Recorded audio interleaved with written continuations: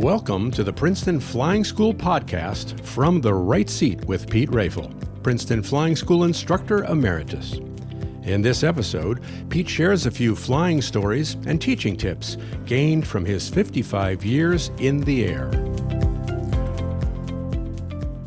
We are back with Pete Rafle, and I'm speaking with him today about things that were happening before he started here at Princeton Airport in 1985. Pete, I understand you had some history with Pan Am? Yeah, I first went to work for Pan American in August of 1968. I left the Navy on a Friday and was hired by Pan Am and started the following Monday. So I only took a weekend off after the Navy. All my other friends spent 2 or 3 weeks in Hawaii or something like that before they started. But since we were living in Sunnyvale, California, and the airport was only about 45 minutes drive northbound on the 101 freeway, I thought I had died and gone to heaven. So I'd been based at Moffett Airport, Naval Air Station, which is right there in Sunnyvale, and we had bought a house that spring, and with anticipation that we would just stay in the area. I had turned down re-enlistment and an offer of a regular commission in the Navy, and orders to Tokyo, or actually Tokyo, but Iwakuni, Japan, which is near Hiroshima, a 2-year tour on an admiral's staff, which I thought was pretty good. It had commander, probably captain, written all over it in the future, but I was known as Old Drifter in those days in the family. I seemed to be always out at sea or on deployment somewhere. So Connie said she wasn't going to Japan. I had the choice to make. Do I keep wife and family, or do I go as a new bachelor, to Japan? I chose wife and family, and we celebrated our 56th wedding anniversary this year, so it worked out okay. Congratulations. So I started work for Pan American, and I was hired as a relief first officer, and so I got checked out in the 707, the 300 series, which were the Intercontinental 707s, the big ones, and then they sent me to navigator school. So they needed celestial navigators in those days along all of those oceanic routes. We had Loran, which was not quite the Loran that most general aviation pilots know about, but this was a worldwide system of low frequency that we were able to, there was a master and a slave. I won't go into the technical details, except the master sent a signal, it went to the slave received the signal and sent back a response. And the machine in the airplane could measure the delay, and by means of that time difference between receipt and answer, we had charts specially made with these delay lines printed on them. And so if you were drawing a course from point A to point B, I don't know, from Recife over to North Africa, you could pick up any place you wanted along your route, use that delay, and that was your estimate. You'd dial in the correct station, and you could get that. And we used that line along with 3-star fixes. The answer is, the question would be, I suppose, if it's daytime, what do you do with the stars? Well, we would take sun lines, we would shoot the sun and get a local apparent noon. Lots of arcane celestial navigation terms that were, as an old algebra teacher once told me, your bread and butter in this business. I was a damn good navigator, and I spent a lot of time navigating. And if I look in the book here, I suppose we had maybe over 500 hours of navigator time, celestial navigation time, in 707s. Wow. I never logged I don't have my Navy logbook here, but I would imagine it's probably another 1,000 hours there. So, but the nav school at Pan Am was like a graduate school in navigation. The Navy taught us the basics. Pan Am had it down wired, And so I was qualified to fly the airplane, but generally I was scheduled as a navigator. And so there were times when I could get a landing. I'd be one of 3 guys on the airplane. We'd take turns, and I'd get landings. So I do have lots of landings, and 707s logged in the book as well. Remind us, at that time, Pan Am was the biggest carrier, or the one of 4, or what was? Pan Am's reputation, very well deserved, good reputation as having established the international routes all around the world. And in the very early days of the Clipper seaplanes, people such as Charles Lindbergh and other people helped them establish these routes. And so whether it was on the East Coast, primarily to Key West and then into South America, on the West Coast from San Francisco and Los Angeles to starting to out to Hawaii, Honolulu, and then Honolulu, Wake, Midway, and Guam, Japan, China, Hong Kong, Australia, New Zealand, Papeete in the Tahiti, Pango Pango, and these wonderful exotic places that I did get to go to. So it was kind of neat. The tradition of the old Clipper pilots was alive and well still in 1968. And it was a great honor to work for them. You could tell a Pan Am crew off the bat because we wore those white Navy-type bridge caps and pretty sharp double-breasted blue uniform. And, it seemed to me that the waters were parting for us. I don't know. Kind of nice. That's awesome. And you were there for how long? What? So I started in 1968 in August, and then in October of 1969, having this wonderful idyllic year of flying all over the Pacific, and also I navigated the polar routes to Europe. So we would go from Los Angeles or San Francisco direct to London and Paris across the pole, and I was a specialized polar navigator as well. Again, there was no GPS, no RNAV. This was the way you navigated airplanes. Wow. And so had that wonderful year, went into 1969 and had some great trips. And then in October, the newspaper arrived on the front stoop, and there was an article saying that Pan Am was about to furlough 250 pilots and 300 ground people. So I was the last class hired on the West Coast. So there were 12 of us in San Francisco and 12 in New York. We were both hired on the same day in August of '68.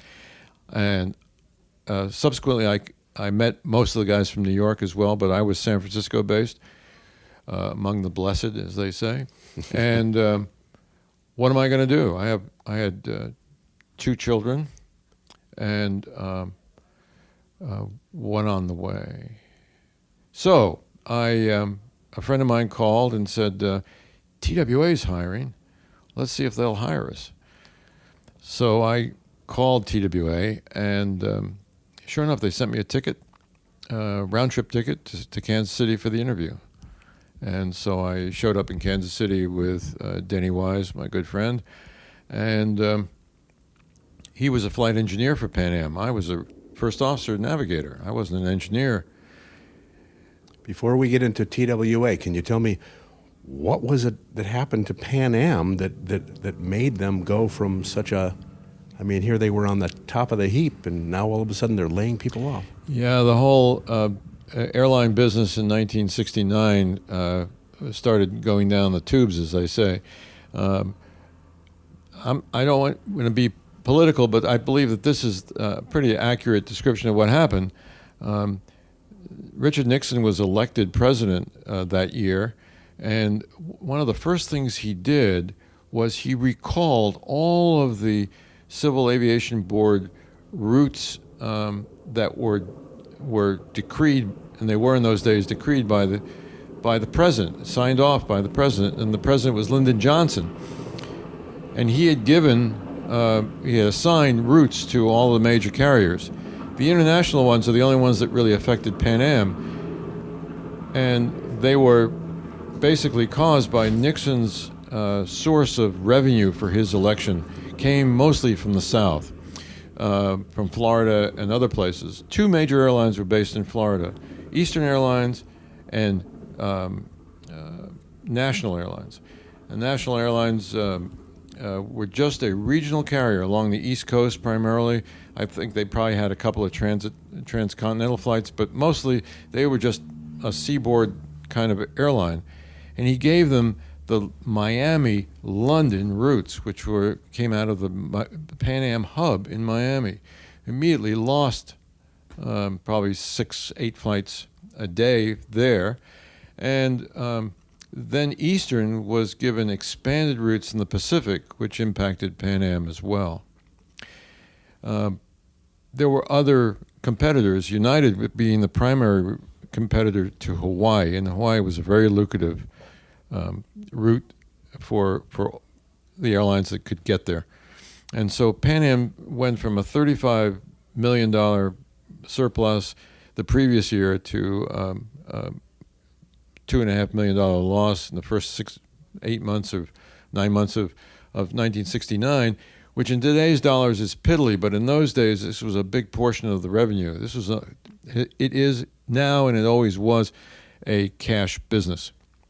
You had to have cash flow to pay for fuel and all that kind of stuff. So Pan Am found themselves really strapped, compounded immensely by the fact that they had the 747s that were about to come on the line. In October, the shipment of those 747s had already been delayed 10 months. They were supposed to come the previous January. So they weren't able to use those high-capacity airplanes that they were already paying on them, and they were going to be paying for them until Pan Am finally closed their doors 20 years later. Wow. So it went from a beautiful sunny day in San Francisco to pretty cloudy and low ceilings overnight. And so it was obvious to me that there was no future for me here. Yeah. And so in a moment of peak, I went ahead and I couldn't get on with American. I had applied to American at the same time I applied to Pan American. And during the initial training at Pan Am, I guess it was in the first month, I got a note on the bulletin board that said, call home. During one of the breaks, I called my wife, and she said, American is called, and you've got a class date in 3 weeks in Dallas. What are you going to do? And we had just recently bought a house in Sunnyvale. That's Silicon Valley today. Mm-hmm. That house cost $21,000. You know, I saw myself. I was a pig in hog heaven there. Yeah, you know, and nice. So I said, "Well, we're not going to go to Dallas. I'm a Yankee." And she said, "Yeah, I don't want to go down there." I said, "Okay, we'll stay with Pan Am because a lot of people told me get your number with a major airline and hang on for the rest of your career," which looked like it was going to happen. Yeah. So when this all came to be, I went into the chief pilot's office and I handed in my wings and told him I was resigning. And I went to Kansas City, and my buddy was hired immediately because he was a flight engineer. This is at TWA. Yeah, and then they called me in, and the guy said, "We're not hiring engineers this week. We're not hiring pilots. We're hiring engineers." I said, "Well, I'm here for the engineer's job." He said, "Well, why should I hire you?" And I said, "Well, because I'm trainable." And he said, "Okay, let me ask you one question. If you get it right, you got it. How about that?" I said, "All right, that's fair." And he said, "Okay, you're a 707-300 B model. You got 2 engines out, and your Class B, your System B hydraulic has just failed. What's the minimum control airspeed for the airplane?" Well, I sort of scratched my head and thought for a minute, and then I gave him a number. And I think the number was like 158 or something like that. I can't remember right now. And he looked at me, he said, "All right, you're hired." Well, he didn't know. I just finished recurrent training at Pan Am and on the same model airplane. And so I just happened to know that number. And the reason he was asking me was he had a very good reason to. They had just lost a 707-300 at Atlantic City. And it was a classic case of crew distraction and handling an emergency poorly. They were on a training mission at Atlantic City, and they had been simulating two-engine approaches when the engineer said, "We've lost System B hydraulic," which means half of the rudder is gone. You can't use the lower half of the rudder. And so now you're, with engines out, your yawing is considerable, and you're not going to have authority. You're not going to have authority to keep the airplane going straight. And so it was a key question in his mind. I got it right, and so it set me up for the next 13 or 14 years of working for TWA, less a almost 6-year furlough in the middle of it. So I no sooner got to TWA than they furloughed me the following spring. And why did they furlough you? Because the problems of Pan Am had followed into the entire airline industry. Thank you, Richard Nixon. Richard Nixon, and then a number of other problems that followed in the system. Fuel shortages later on and all that sort of thing. But this is 1970 now. We had moved to Connecticut, and I had bought a house in Ridgefield, Connecticut, and commuted down to LaGuardia and Kennedy. And I was a flight engineer, 727, 707s. And it was fun. It was good flying, but it quickly ended. And so rather than jump to another airline, I found other work. So at that point. So years later, went back to TWA again about 6 years later, 1977, and then in 1980 got laid off again. And I had taught high school, during that first furlough, and now in 1980, I went to work for a company in Connecticut. Kerosun was the name of the company. They imported kerosene-fueled space heaters, and I also flew their airplane. They had a Piper Apache, and they had some other stuff, and I flew for them.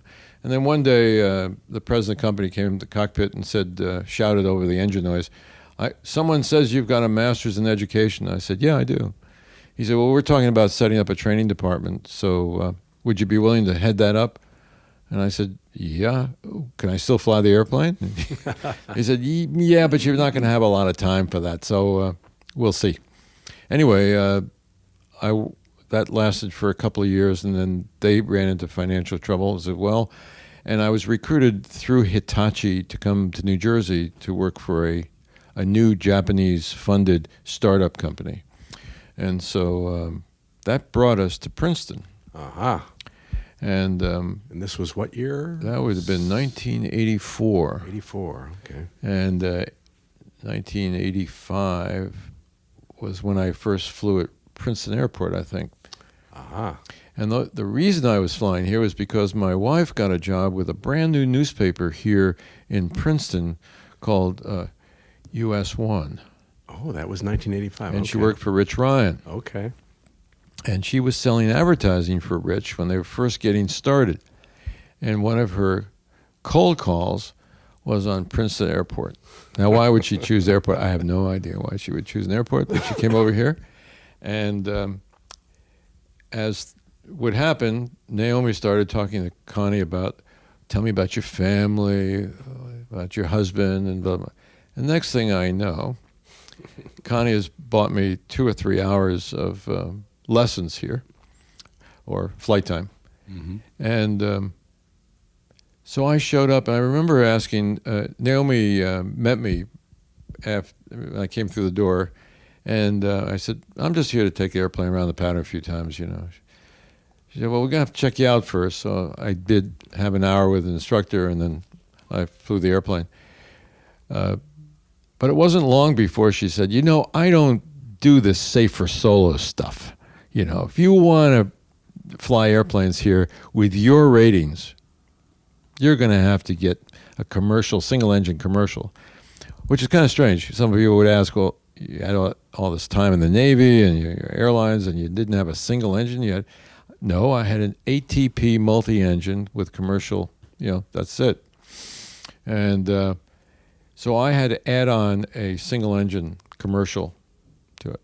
And Doug Fritz was downstairs. I remember leaning against the wall, as he always did, and his dog Fritz running back and forth in the hallway, chasing a wet tennis ball. Naomi said to Fritz, what does he need to do to get a single-engine commercial? He said, damn, beats me. I don't know. How the hell did you get that? You're supposed to get single-engine, then multi-engine? I said, don't ask. The whole reason, if I had left the Navy, having gone over across the field to the Aero Club and got 3 takeoffs and landings in their T-28 or T-34 that they had, I would have been current single-engine when I took the commercial written exam when I left the Navy. All I had to do is pass the written exam, and they gave you a commercial license based on my Navy time. If I had done that, I wouldn't have had this experience of having Doug Fritz give me a commercial single-engine rating ride, which was wonderful anyhow. That was worth it. So then I was giving rides and such, and she said, "Look, you're a commercial pilot." This as the months and years went by, a couple of years, and she said, "It's about time you got your CFI." So I did, and added on a CFI, then double I, and so I started instructing here. I guess it was probably 92, 93, okay. Mm-hmm. And that continued pretty much unbroken right up until March of last year. Wow. Of giving flight instruction. About 6,000 hours instruction given. You were doing this full-time, part-time, sometimes? I did it part-time until I retired from Monitor Products, Tokyo Boiki. And I came in on that Saturday, I think the Saturday before I was going to retire.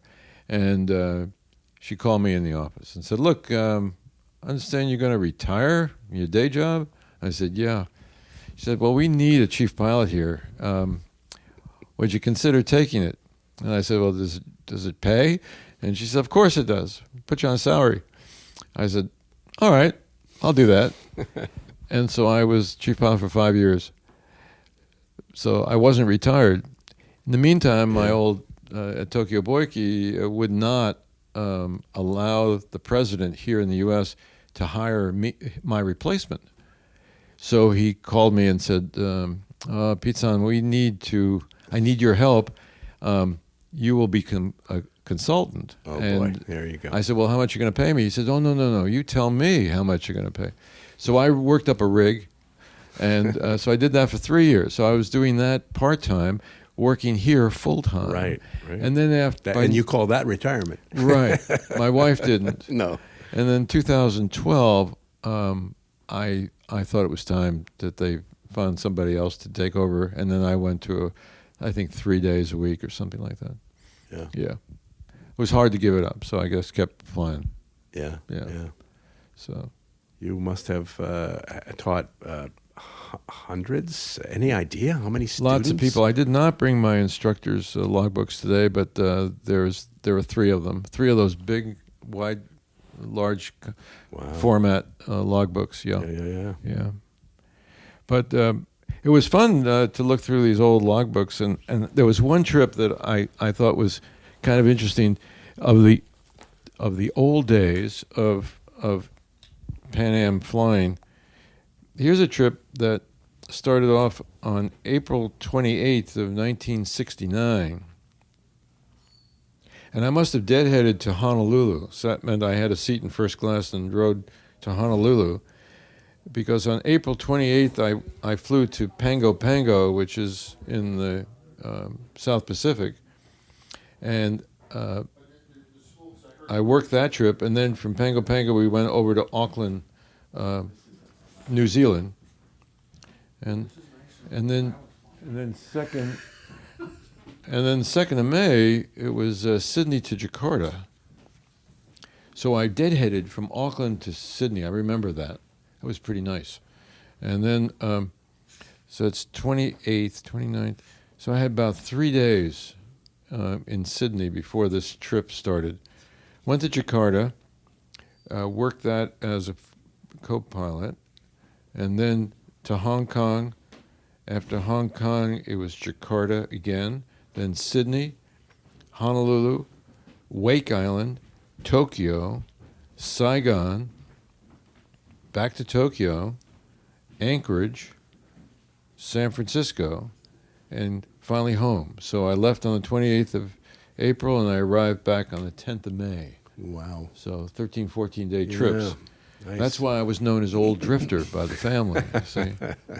Where's Pete? We have no idea. We'll have And I remember that in Saigon because that was my only Pan Am trip into Saigon, and we picked up a cargo that had come from Wake. No, I picked up the airplane in Wake. That's right. The airplane had blown an engine, and so they couldn't move the airplane. So they waited for the new engine to be shipped to Wake, and then we waited for it. We went over to Wake. The airplane was ready. Flew the airplane to Tokyo. Then we picked up new cargo to take it down to Saigon. That approach into Saigon started at about 15,000 feet, and we just nosed it over. It was a very high profile. You just dive for the deck in order to avoid being a target for too long with from the ground fire. And so we just came right straight down to the airport and landed. And then the captain did not want to shut down the engines, and we explained to him that we had to shut down 1 and 2 because that's where the cargo doors were. And we couldn't get anybody to work out. So finally he reluctantly shut her down and ran into the headquarters Quonset hut. I remember it was all at night. And he couldn't wait to get out of there. And then we did leave again and went back to Tokyo, I see. So that was a 2.5-hour trip back to Tokyo. And then Tokyo to Anchorage. And then Anchorage to San Francisco. That pretty typical trip. And on that Tokyo Anchorage, I have here 4.8 hours of navigation. And I remember that trip because it was a 7.3-hour trip from Tokyo to Anchorage. And the winds were so high that my ground speed was over 700 miles an hour. Now, it's one thing to navigate when you're doing only 400 or 500 miles an hour over the ground, but when you're doing 700, You have to think fast. well, it takes a half hour to plot a fix, and so you could end up being 350 miles by the time you plot where you were Right. a half hour ago. So I remember the solution on that was the captain was insisting that we not violate any ADIZ, or the Air Defense Identification Zone that surrounds Alaska out there in the Pacific. And I told him we would make it. We had to be plus or minus 5 minutes and within a 10-mile window of our entry point. And all I did was get, I don't remember what the star was that was off the nose, but I kept shooting that, and that gave me a speed line so I could get my ground speed. And with my ground speed, I could give him an estimate, an ETA for the next checkpoint. And I used Polaris, which was the North Star, to give me my latitude line. So I knew whether I was going north or south of my course, which is generally northeast, southwest from Tokyo. So using only 2 celestial bodies, we made it to Anchorage. And That's fantastic. and I logged 4.5, almost 5 hours of navigation time. So it's amazing what an entry in a logbook, just a sparse line with a bunch of numbers, suddenly the story just pops out in my head. I remember that trip very well. And it was very close to, it was that summer before I was laid off. So and the next page shows me in Beirut on July 10th. I remember that with Captain Wilson. There were just the three of us, three Americans, only ones in the Phoenicia Hotel in Beirut. Remember, that was the time. 69 war wasn't, the Israelis were fighting everybody. That's right. And above the entrance to the Beirut terminal building, there was a machine gun nest because the Israelis had attacked only a month or so earlier. And then that trip continued on to Karachi and Calcutta, Rangoon, Bangkok. Oh, I remember that one. Yeah. You're smiling. Smiling, yes. So they were fascinating places. When people say, people put color in maps to all the countries they visited. Well, here's, half the world. I was going to say, in one or two pages. Wonder how many countries you did visit. Los Angeles, London, Frankfurt, Istanbul, Beirut, Karachi, Calcutta, Rangoon, Bangkok. Where that is, PLV. And then Frankfurt and Los Angeles. Yeah, kind of fun, huh? Yeah, very much so. And that was in a short period of time. Wow. Yeah. My only regret is I never, never was there long enough to be a captain, but that's all right. Yeah. That's a circuitous route to here in Princeton. Yes. It must have taken you a little bit of a little adjustment to just sort of settle down. When you were here teaching, did you and your wife, what kind of vacations? Do you go to exotic places or would you just as soon stay put? We didn't really. When I was working, my day job involved a lot of travel. It did. And we had one distributor meeting a year, always in some nice place like Lisbon or Sicily or Barbados or Hawaii. We did Hawaii a lot. So we got to travel there. She would join you? But I didn't take her to Japan until just a few years ago. So first time, yeah. But yeah, the thing is, a friend of mine once said, it's too bad you got laid off all that so many times. And I said, yeah, but it's not that. It could have been worse. He said, it's better to have been a has-been than to have never been at all. And I said, you just summed up my life. Thank you very much. I've been there, done that, and it was fun, and I enjoyed it. Yeah, that's probably the biggest takeaway that you could have for all these places and all these people that you've met along the way. Have you kept in touch with a lot of? The pilots.